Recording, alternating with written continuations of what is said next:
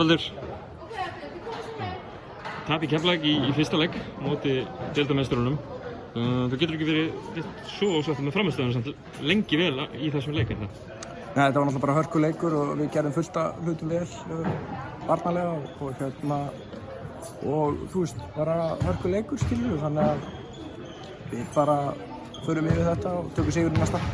Hvað var svona, kannski svona helst sem fór úrskeiðis á loka mínútunum í þessum leik? Þeir settum náttúrulega bara stór skot þarna, Milka eitthvað og Hössi var að kasta einhverju þristum þarna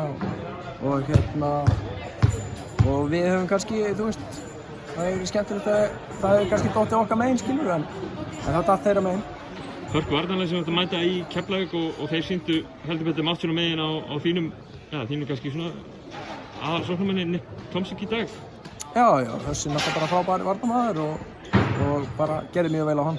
Hvað er það sem að þú munt fara yfir með Tomsik fyrir næsta leik?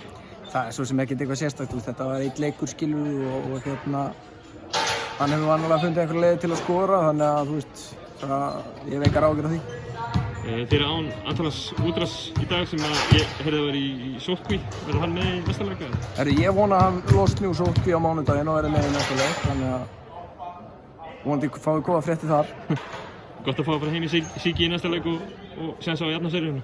Já, bara geggjað að vera að spila í úrslitakeppni og við ætlum bara að jafna seríuna í næsta leik. Frábært, takk. Takk.